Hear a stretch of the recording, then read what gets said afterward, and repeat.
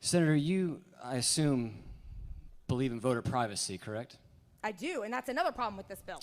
Why would you support a system that inherently segregates able-bodied voters from disabled voters? So, Senator, the largest risk of this system is that a computer hacking or malfunction could destroy the legitimacy of the election through the machines.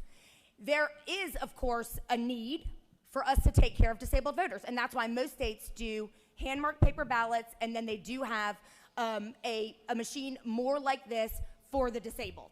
But it still makes all the sense in the world to have the most secure, best, and least expensive system for the vast majority of voters.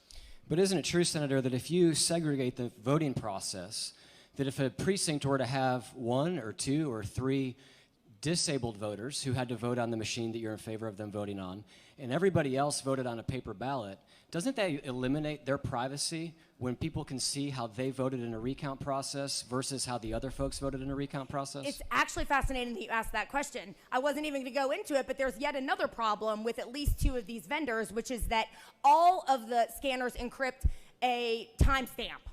So if anyone in a small county, in particular, it's the biggest risk, but any poll worker, whoever that has access to the inside of the machine has written down the order that people voted, no one's vote is secret on these things because of the timestamp, and I've seen the user manuals referring to the timestamp.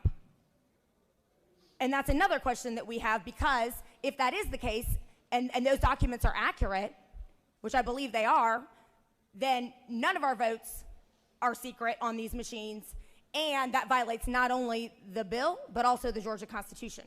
Thank you, Senator. I'll just restate my question, if you don't mind. Isn't it true that with your bifurcated proposal, different types of machines for different people, doesn't that inherently remove privacy for those who, because they have Alzheimer's or because they may be not able to mark the paper ballot, doesn't that remove their privacy? Senator, my answer is these machines have the high risk of removing the privacy for every single voter, disabled or not. Now, to answer your question, we do, of course, need to make sure that there's a way for the disabled to vote. But under your scenario, we're all in worse shape.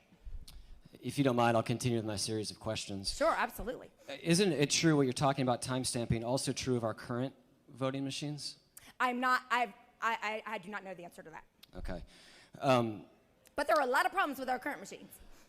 I'm glad you mentioned that. Isn't it true that every member of your party who is still in this body voted for the current machines? I have no idea.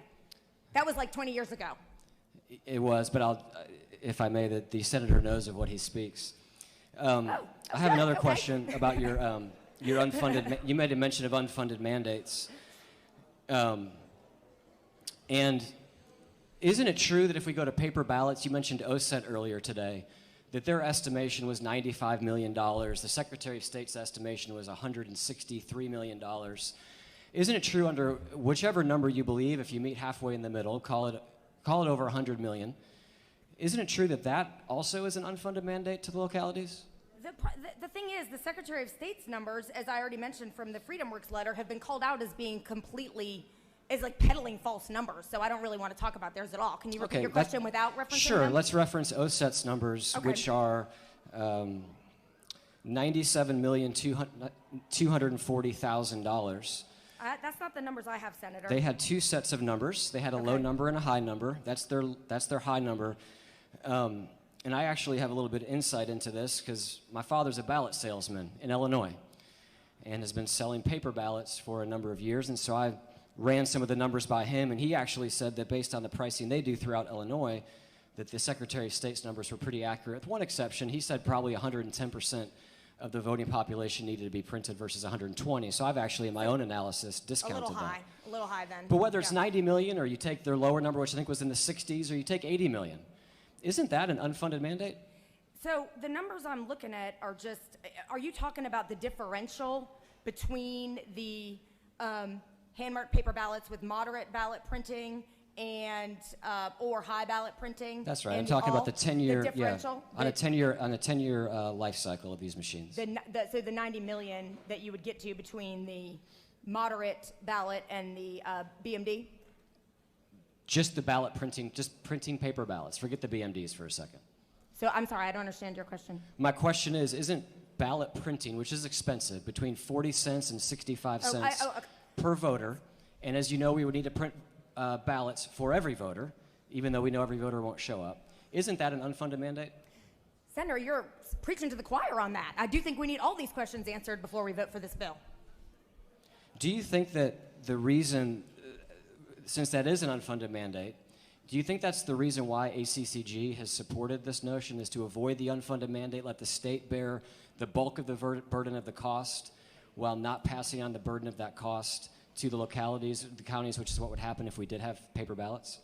I don't want to speak for ACCG. I believe that their stance on this, which was developed a while ago, arose not from anything related to what you were just mentioning, but instead from the election supervisors. Thank you. And you mentioned earlier in your question, and you mentioned it again today, that this would probably be the largest contract, and that very well may be true.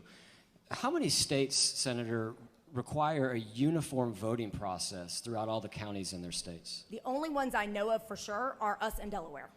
I think that Oklahoma does as well, but it's Okay. less than 5 states. So, Senator, isn't it true that by virtue of anything that we do, since we're mandating that it's uniform, and since we are using a single point of purchase fee via the state, isn't it true that no matter what we do, we're going to be at the top tier of the expenditure because we will be the largest body making the largest purchase in a mandated situation, whereas 45 other states don't have a statewide mandate? Well, 2 responses to that, Senator. The first is that it gets back to the exchange I was having with the senator from the 3rd, whereby it is not recommended that a state have an all-in-one system at every single precinct across the state because it doesn't leave you any room for error. So that's the first thing I would say, is we shouldn't even be doing it this way. We should be able to have different systems so that we can have feedback and data to make sure we're utilizing the ones that work best. And then my second answer would be yes, of course our contract is going to be large, but as the OSET report that we were just discussing points out, it is far larger using BMDs than using paper ballots. I'll certainly give you that, Senator. You mentioned the different machines. Can you help me understand more of what you would mean by different machines in different localities? It is my understanding that because, as you so agreed, very few states do it this way, where everyone uses a uniform system, every voter in the state. It's done at the county level, and they recommend against everyone purchasing the same machines. It's done at the county level or at the city level. So that allows for different systems to be utilized. But are you referencing different types of ballot marking devices? You're referencing different types of optical scanners for paper ballots? What would you advocate for in that deployment?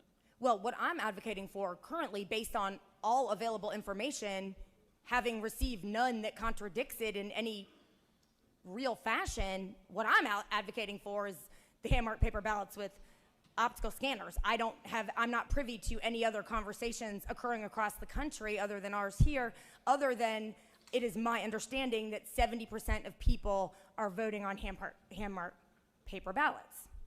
So that result would speak for itself to a certain extent. Okay. You mentioned malware earlier as well, and you're a student of the law. I've owned a software development company for 14 years, so I'm a student of computers. Isn't it true, Senator, that any computer can be hacked? It is, Senator. And isn't it true, Senator, that the optical scanners that will require the counting of the vote will require human programming? Yes. And isn't it true, Senator, therefore, that since they will require human programming, the optical scanners are also subject to malware attacks? Those also, as I was saying with the senator from the 3rd, it's not that there's no risk, but as the National Academy of Sciences said in its recent report, while paper ballots also can be tampered with, the risk cannot be compared.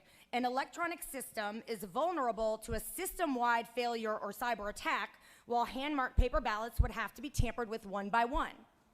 The same report asserted that ballot summaries are impossible for voters to verify and says malware, suspicious software that includes worms, spyware, viruses, Trojan horses, and ransomware, is perhaps the greatest threat to electronic voting.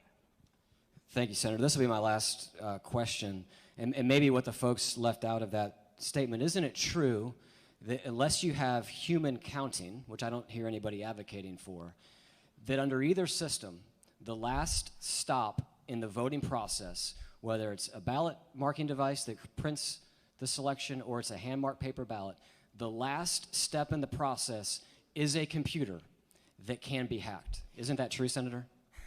That may be true, Senator, but what you're saying essentially is these machines both have that problem. And what I'm saying is it is true that you don't eliminate all risk, but how can you make the argument that these are equal or better when we also have 8 other fantastic reasons that these are bad? Cost, they might be decertified, they are less secure because there's a computer interface at both sections. Cybersecurity experts are against them, voters are against them, the right and the left are against them. Then there are 14 other reasons for why these are bad. So I just don't get it. Maybe you can explain to me when I come back to my seat. I'll be happy to do that, and I would like to thank you for indulging your favorite freshman senator. I'm just so glad you've joined us.